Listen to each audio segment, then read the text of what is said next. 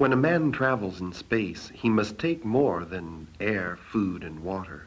This program says he also needs curiosity, determination, and courage.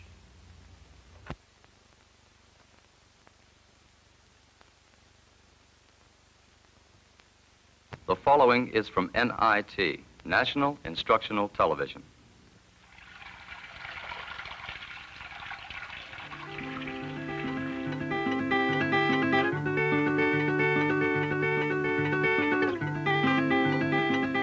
Ripples.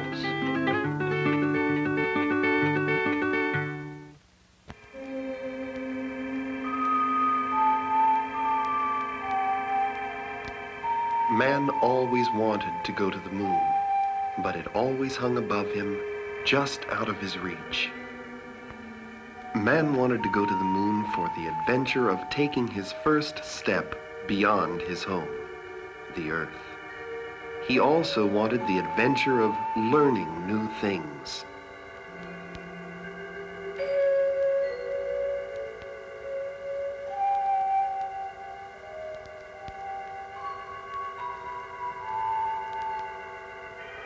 And now he's finally made it. Astronauts have walked on the moon, and they have set up experiments there to learn about the moon, how it came to be, and what it's made of.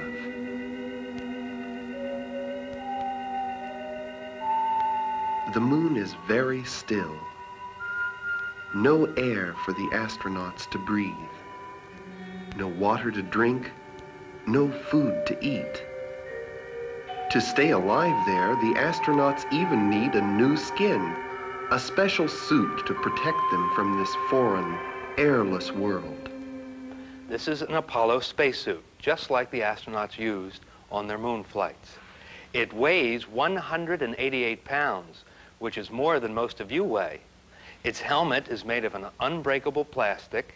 He has to have air coming into the suit to breathe, and he gets this through various valves that are on the suit, because the astronaut carries a pack on his back. Maybe you've gone camping and carry a pack on your back. He carries a pack on his back to hold the air for breathing. And a nozzle comes around and allows air to come into the suit, and also carbon dioxide to come out of the suit. And the boot is made of metal. And the reason for this is if he should start walking on the moon and step on a sharp rock, it will not go through the boot and hurt the astronaut. And then when he picks up the samples of rock, he puts them in pockets in his spacesuit. He has to have water to drink, so he carries a little water pistol with him. Now, it's not like a water pistol you would have at home. This has a long tube attached to the tank on his back, and there's a little port or a little hole in the side of his helmet. All he has to do is push this in the little hole and squeeze the trigger and suck water into his mouth. The suit the astronaut must wear is so bulky that he cannot move easily. If he tries to pick up a moon rock by bending over, he may fall. So he has special tongs and scoops to help him.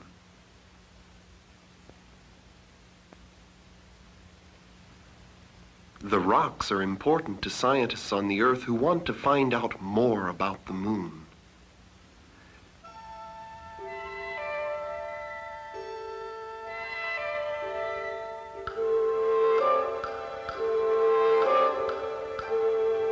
The astronauts also take pictures to help the scientists add to what they already know of the moon.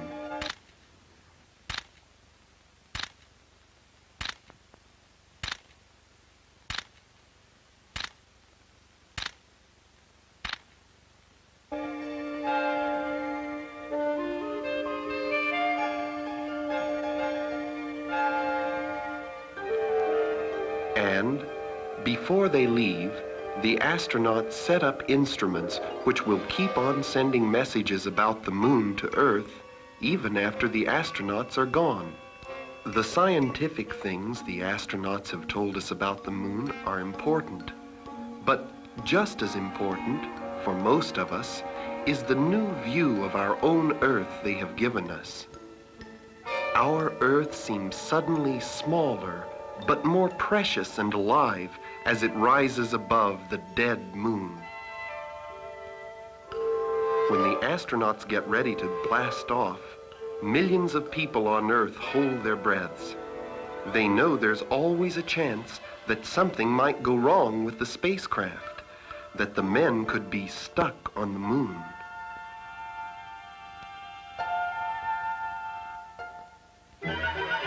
They're off.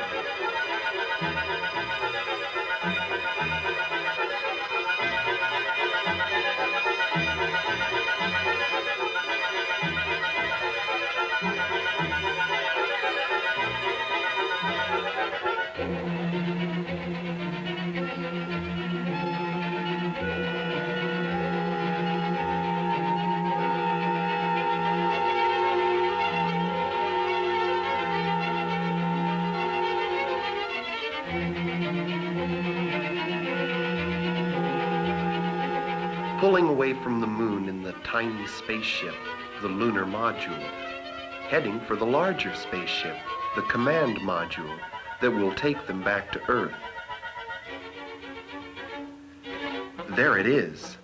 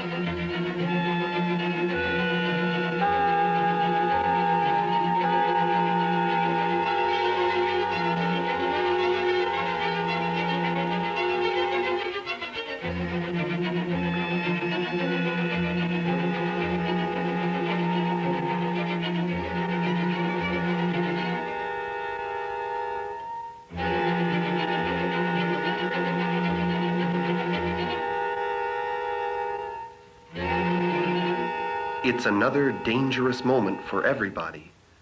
They must find the one right way to join the two spaceships so that the astronauts can climb aboard safely.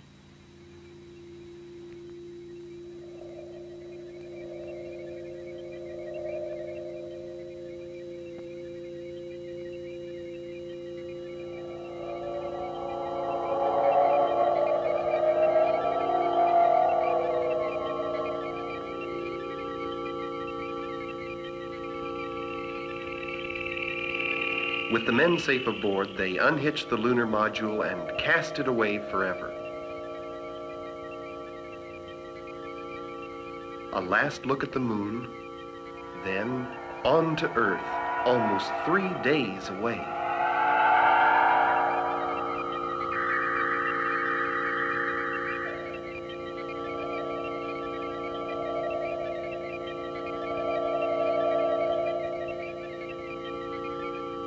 The men on Earth keep in touch with them every minute of the long flight, Hello, Houston. This is Apollo. setting their course, Do you have any readings helping them on the check asteroid instruments, we left on the moon? talking to them by radio about what they are seeing and hearing and feeling. We're getting some small vibrations of the needle, but The radio sends their voices through space almost as fast as you can blink. you should have gotten a tremendous bang. Just as your ear catches the voice of a friend when he is talking to you, a giant ear catches the radio waves of the astronauts way out in space. The tubes or the transistors in it aren't malfunctioning. Without radio contact with the Earth, the astronauts might miss the Earth and sail off into space forever. For you, but we're on our way home, and we're thinking we may have to do a mid-course correction. Do you think you have enough fuel for a sustained burn? All meters reading A-OK for mid-course correction. At the moment, everything seems to be functioning fine. We don't anticipate any The problems. astronauts are now closer to Earth. Okay, from your point of They can see more clearly now how beautiful it is, how alive, almost like a huge spaceship that has everything we need to make us comfortable, if we use it as we should. No other planet, as far as we know, looks like our Earth. No other place could make a home for the plants and animals of Earth. How different from the dead moon.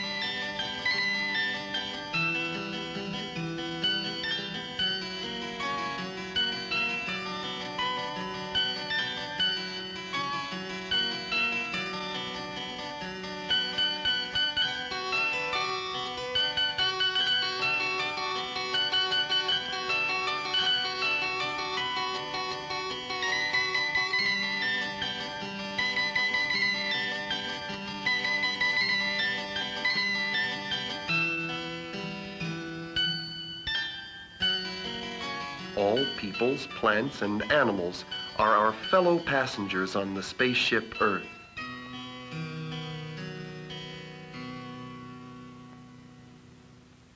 As the astronauts come closer to the Earth, the last dangerous part of their trip begins. As the astronauts enter the air which surrounds our Earth, the great fear is that they might enter it so fast that the ship would burn up. Have you ever rubbed your hands together? And have they gotten hot? Try it. As you rub harder and harder and faster, can you feel heat? Do you know what this is called? This is called friction.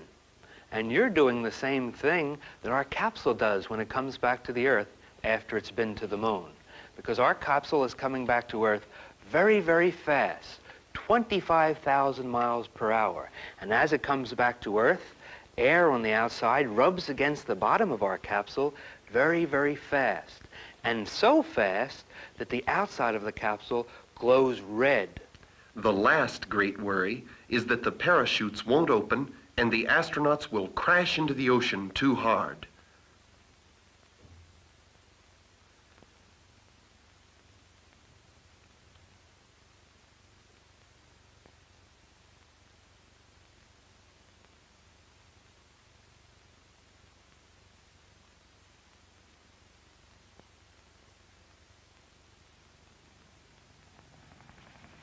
It's okay. They're safe on Earth. The whole world cheers at what they've done. Their hard work and courage has brought home knowledge which brings everyone on Earth closer together.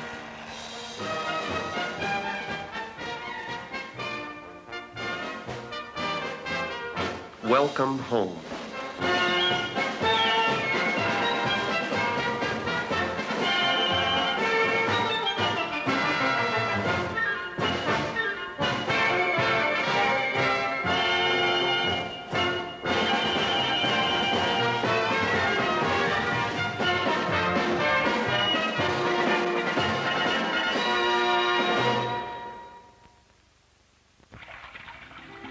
Produced by the Northern Virginia Educational Television Association. Ripples was created by a consortium of 12 educational agencies in association with NIT, National Instructional Television.